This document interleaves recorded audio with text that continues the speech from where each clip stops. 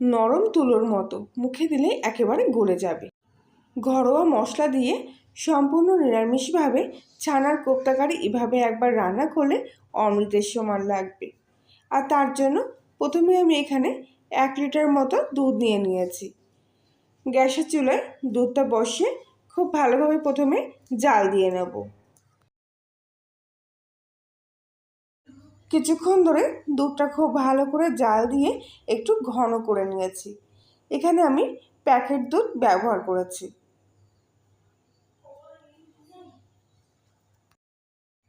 দুধের থেকে ছানা বের করার আগে দুধটা যদি ভালো করে জাল দিয়ে ফুটিয়ে ঘন করে নেওয়া যায় তাহলে ছানার পরিমাণটাও একটু বেশি মাত্রায় আসে। এবার গ্যাসটা অফ করে দিয়ে এখানে আমি কিছুটা পরিমাণ লেবুর রস নিয়ে নিয়েছি। অল্প অল্প করে লেবুর রস দুধের মধ্যে এইভাবে দিয়ে দেবো। এবারে গ্যাসটা আবারও চালিয়ে দেবো, সেই মাঝে রাখবো। তারপর একটু নাড়াচাড়া করতেই দেখবেন দুধের থেকে এইভাবে ছানাগুলো ফাটতে শুরু করেছে। যখন সম্পূর্ণ ছানাটা বেরিয়ে আসবে তখন দেখবেন বাকি জলগুলো একদম স্বচ্ছ কাঁচের মতো হয়ে গেছে। আর তখনই গ্যাসটা অফ করে দেব। এইভাবে ছানা কাটলে দুধের থেকে ছানার পরিমাণটা একটু বেশি মাত্রায় পাওয়া যায়। সম্পূর্ণ ছানাটা এখানে বেরিয়ে গেছে। এবার গ্যাসটা আমি অফ করে দিচ্ছি। কিছুক্ষণ ছানাটা ঠান্ডা করে নিয়েছি। এবারে একটা বাটির মধ্যে সুতির একটা কাপড় নিয়ে তার মধ্যে ছানাটা আমি এখানে ছেঁকে নিলাম। দেখছেন 1 লিটার দুধে কতটা পরিমাণ ছানা এখানে বেরিয়েছে। এবারে এই সুতির কাপড়টা এক জায়গায় নিয়ে এসে ছানাগুলো আমি কাপড়ের মধ্যে এইভাবে মুড়িয়ে নিচ্ছি। এই ছানার জলটা আমি সরিয়ে রাখবো এখান থেকে। যেহেতু আমি লেবু দিয়ে ছানা কেটেছি তাই আর একটু পরিষ্কার ঠান্ডা জল দিয়ে ছানাটা আরেকবার ভালো করে ধুয়ে নেব। এতে লেবুর গন্ধ কিংবা টক ভাবটা ছানার থেকে চলে যাবে। এবারে কাপড়টা আবারও এক জায়গায় ছানা থেকে জলটা নিংড়ে নেব। এবার এখানে আমি একটা স্টিলের থালার উল্টো পিঠে এই ছানার পুটিটা বসিয়ে দিলাম আর ওপর থেকে একটা ভারী বাটি চাপিয়ে দিলাম। এই অবস্থায় আমি 30 মিনিট মতো ছানাটা এখানে রেখে দেবো। আর ততক্ষণে রান্নার জন্য অন্য একটা পাত্রের মধ্যে মশলা রেডি করে নেব। 1/2 চামচ হলুদ গুঁড়ো, সামান্য একটু লাল লঙ্কার গুঁড়ো আর 1 চামচ ধনিয়া গুঁড়ো, 1 চামচ জিরের গুঁড়ো। এই কটা মশলা দিয়ে সামান্য অল্প জল দিয়ে মশলাটা ভালো করে মিশিয়ে এই অবস্থায় মশলাটা ভিজিয়ে রেখে দেব। এবারে ছানার এই পুটলির থেকে ছানাটা বের করে অন্য একটা থালার মধ্যে নিয়ে নিলাম। এবার আমি এই ছানার মণ্ডটা ভেঙে নেব। আর দেখুন ছানার এর মধ্যে কোনো কিন্তু জলের ভাব নেই, পুরো একদম ঝরঝরে এরকম ছানা তৈরি করে নিতে হবে। স্বাদ মতো লবণ আর সামান্য একটু লঙ্কার গুঁড়ো আর 1 চামচ মতো ময়দা এর মধ্যে দিয়ে দিলাম। খুব ভালো করে এবার সব কিছু একসঙ্গে ছানার সাথে মেখে নেব। ছানার মধ্যে দেখবেন দানা দানা মতো ডিম মতো ভাব থাকে। এই দানা দানা ভাবটা যেন না থাকে। খুব ভালো করে ছানাটা এখানে মুথে নিতে হবে যাতে একটা সুন্দর স্মুথ নরম ডো এখানে তৈরি হয়। 2 থেকে 5 মিনিট মতো খুব ভালোভাবে ছানাটা এখানে আমি মেখে নিয়েছি। এবারে হাতটা পরিষ্কার করে ধুয়ে এনে হাতের মধ্যে একটু ঘি মাখিয়ে নিয়ে এর থেকে ছোট ছোট অংশ কেটে নিয়ে ছানার বলগুলো আমি এখানে তৈরি করে নেব। প্রথমে একটা গোল বল তৈরি করে নিলাম। এরপরে হাতের মধ্যেখানে রেখে এরকম একটু চাপ দিয়ে একটু চ্যাপটা করে দিলাম। অবশ্যই আপনারা আপনাদের পছন্দ মতো যে কোনো শেপে, গোল হোক কিংবা লম্বা হোক কিংবা চ্যাপটা, যে কোনো পছন্দ মতো শেপ এখানে দিতে পারেন। প্রত্যেকটা ছানার বল আমি এরকমভাবে তৈরি করে নিচ্ছি এখানে। আর 1 লিটার দুধ থেকে এত বড় বড় এতগুলো ছানার বল তৈরি হয়েছে। এবারে কড়াইয়ে সামান্য কিছুটা তেল খুব ভালোভাবে গরম করে নিয়ে এক এক করে ছানার বলগুলো এখানে ভেজে নেব। তবে গ্যাসের ফ্লেমটা এই সময় লো টু মিডিয়াম আঁচে রেখে ভাজবেন। একটা পিঠ একটু হালকা লাল হয়ে আসলেই উল্টো পিঠটা উল্টে দেবো ভাজা হওয়ার জন্য।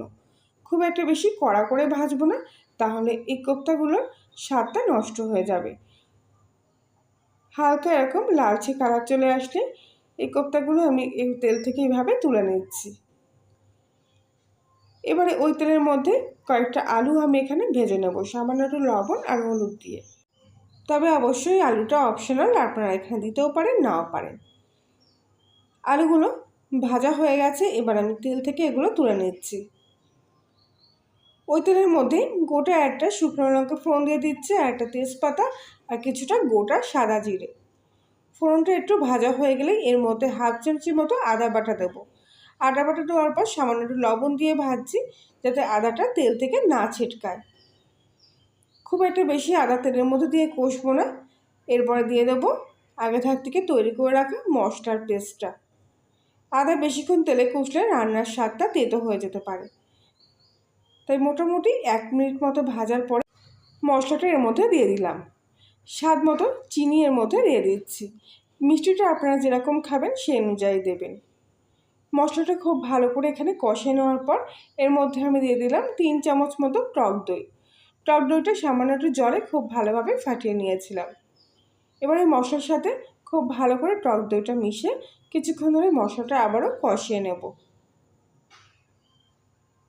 এবারে আগে থেকে ভেজে রাখা আলুগুলো এর মধ্যে দিয়ে আবারও কিছুক্ষণ ভালো করে কষিয়ে নিচ্ছি। মশলাটা এরকম একটু জলের মতো রাখবেন, এটা ড্রাই হতে দেবেন না, তাহলে মশলাটা পুড়ে যাবে এবং রান্নার কালার স্বাদটা দুটোই নষ্ট করবে। মশলাটা সম্পূর্ণভাবে কষা হয়ে গেছে, এবারে দই বাটি ধোয়ার জলটা এর মধ্যে দিয়ে দিলাম। নিরামিষ মশলা কষতে বেশি সময় লাগে না। এবারে এর মধ্যে আবারও সামান্য একটু জল দেবো, যাতে আলুগুলো সেদ্ধ হয়। ঢাকা দিয়ে 5 মিনিট মতো গ্যাসের ফ্লেমটা হাই আঁচে দিয়ে ফুটিয়ে নিয়েছি। আর দেখুন আলুগুলো কিন্তু সেদ্ধ হয়ে গেছে। এখানে ঝোলটা অনেকটা গাঢ় হয়ে এসেছে। এবারে এর পর্যায়ে আমি এর মধ্যে আগে থেকে ভেজে রাখা ছানার বলগুলো একে একে দিয়ে দিচ্ছি। আশা করছি আজকের রেসিপিটি আপনাদের কাছে ভালো লেগে থাকবে। ভালো লাগলে প্লিজ লাইক শেয়ার কমেন্ট করে দেবেন। আর আপনি যদি কলোনি রান্নাঘরে নতুন সদস্য হয়ে থাকেন তাহলে চ্যানেলটি সাবস্ক্রাইব করার জন্য অনুরোধ রইল। আর পাশের বেল আইকনটি প্রেস করবেন নতুন কোনো ভিডিওর আপডেট পাওয়ার জন্য। ছানার বলগুলো ঝোলের মধ্যে ভালো করে ডুবিয়ে দেব, যাতে এগুলো খুব ভালোভাবে নরম হয়। এবারে আবারও ঢাকা দিয়ে 5 মিনিট মতো ছানার বল দিয়ে ঝোলটা ফুটিয়ে নেব। একটা কাঁচা লঙ্কা মাঝ বরাবর চিড়ে এর মধ্যে দিয়ে দিলাম। এই সময় কাঁচা লঙ্কাটা দিলে ঝোলের গন্ধটা খুব ভালো আসে। ঢাকা দিয়ে ফুটিয়ে নিচ্ছি কিছুক্ষণ ধরে। ঢাকনাটা খুলে নিলাম ঠিক 5 মিনিট পর। আর দেখুন কোপ্তা কারিগুলো ফুলে কত বড় হয়ে গেছে ঝোলের মধ্যে। এবারে খুব ভালোভাবে আবারও এটা নাড়িয়ে চালিয়ে নিচ্ছি। ঝোলের গায়ের থেকে তেল ছাড়তে শুরু করে দিয়েছে। এর মধ্যে এবার অল্প পরিমাণ মতো ঘি আর শাহি গরম মশলা ছড়িয়ে দিচ্ছি। রান্না কিন্তু আমার একেবারে কমপ্লিট। তবে এই ঘি গরম মশলার গন্ধটা যাতে রান্নার মধ্যে খুব ভালোভাবে ছড়িয়ে যায়, তার জন্য আবারও আমি ঢাকা দিয়ে 1 মিনিট মতো এই ঝোলটা একটু ফুটিয়ে নেব। 1 মিনিট পর ঢাকনাটা আমি খুললাম, আর দারুণ সুন্দর একটা গন্ধ সারা বাড়িময় ছড়িয়ে গেল। ছানার কোপ্তা কারি রান্না রেডি। এবারে কিছুক্ষণ রেস্ট রাখার পর আমি একে একে সার্ভ করছি। দেখুন কত সুন্দর হয়েছে, একটাও বল কিন্তু ভেঙে যায়নি বা ফেটে যায়নি। আর কতটা নরম হয়েছে আমি ভেঙে দেখাচ্ছি আপনাদেরকে, আপনারা দেখলে বুঝতে পারবেন। দেখুন ভেতর থেকে কতটা সফট হয়েছে। বাজার থেকে কেনা পনিরের চাইতে বাড়িতে তৈরি এই ছানার কোপ্তা কারি দারুণ টেস্টি হয়।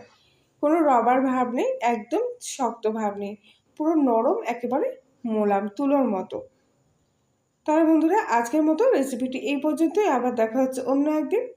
সবাই ভালো থাকবেন, সুস্থ থাকবেন, সাবধানে থাকবেন।